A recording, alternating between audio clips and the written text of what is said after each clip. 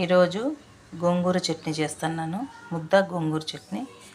గోంగూర, తెల్లగడ్డ, ఎండుమిర్చి, శనగిత్తనాలు ఇవన్నీ వేయించుకొని పెట్టుకోవాలి. ముందుగా ఒక కుక్కర్ తీసుకొని గోంగూర అంతా 2-3 సార్లు కడిగి కుక్కర్లోకి వేసుకోవాలి. దీంట్లోకి కొద్దిగా వాటర్, కుక్కర్లో పొంగిపోకుండా కొద్దిగా ఆయిల్ వేసుకొని మూత పెట్టుకోవాలి. మూత పెట్టుకొని స్టవ్ మీద పెట్టి 3 విజిల్స్ వచ్చే వరకు ఉడికించుకోవాలి గోంగూర. ఈలోపు మనము ఎండుమిర్చి, శనగిత్తనాలు వేయించుకొని పెట్టుకోవాలి. పక్కన పెనం పెట్టుకొని పెనం వేడెక్కాక ఇది కూడా ఆయిల్ వేసుకొని వేయించుకోవాలి. ఆయిల్లో వేయించుకుంటే బాగుంటుంది. నూనెలో ఇట్లా బాగా వేయించుకోవాలి శనగిత్తనాలు. దీంట్లోకి ఎండుమిర్చి కూడా వేసుకోవాలి. ఇవన్నీ ఎర్రగా వేయించుకోవాలి. బాగా ఎర్రగా అయ్యే వరకు వేయించుకోవాలి.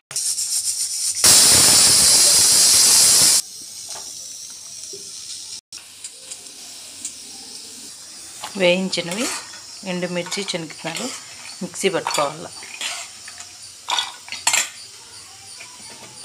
దీంట్లోకి వెల్లుల్లి రెబ్బలు వేసుకోవాలి. పొట్టు తీసుకోకుండా వేసుకోవాలి. దీంట్లోకి కొద్దిగా సాల్ట్ వేసుకోవాలి. కొద్దిగా సరిపడా. కుక్కర్లో ఉండే ఆవిరంతా పోయేలోపు మనము ఇది మిక్సీ పట్టు పెట్టుకోవాలి. శనగిత్తనాలు, ఎండుమిర్చి, తెల్లగడ్డ, సాల్ట్. కావలిస్తే కొద్ది కొత్తిమీర వేసుకోవచ్చు. నేను వేసుకోలేదు. పచ్చిమిర్చి గోంగూర చట్నీలోకి వేసేది కొత్తిమీర వేసుకోవచ్చు. ఈ పౌడరు బాగా మెత్తగా పట్టుకోవాలి. మిక్సీ చట్నీలోకి బాగుంటుంది. మీరు ఈ విధానంలో చేసినారనుకో గోంగూర పచ్చడి చాలా ఈజీగా అయిపోతుంది.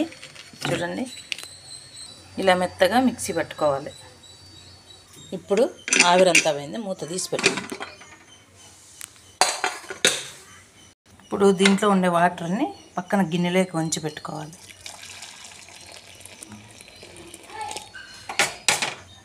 ఇప్పుడు ఇది రోట్లో కాకుండా పప్పు గిత్తెతో రాముకోవాలి. కుక్కర్లోనే ఇది మెత్తగా రాముకోవాలి. కొంచెమే కాబట్టి మెత్తగా అయిపోతుంది. ఈలోపు రాగి ముద్దకి బియ్యం గడిగి పెట్టిన స్టవ్ ఆడిచి పెట్టుకో. ఇదంతా దీంట్లో అట్లా వేసి దీంట్లోకి వేసుకొని మళ్ళీ పప్పు గిత్తెతో రాముకోవాలి. ఇప్పుడు ఇదంతా కలుపుకోవాలి. పేస్టు, పొడి